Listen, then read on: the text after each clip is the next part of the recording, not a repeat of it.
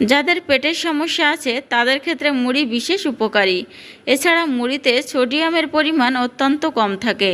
যারা উচ্চ রক্তচাপের সমস্যায় ভুগছেন তারা মুড়ি খেতে পারেন। তবে কখন খাবেন এই মুড়ি? এখন আমি আপনাদেরকে জানাবো যে এই মুড়ি কিভাবে খেলে আপনি উপকারগুলো পাবেন।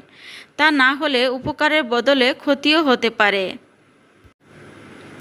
এখন গ্রামের পাশাপাশি শহরেও চায়ের সাথে মুড়ি খেয়ে থাকে।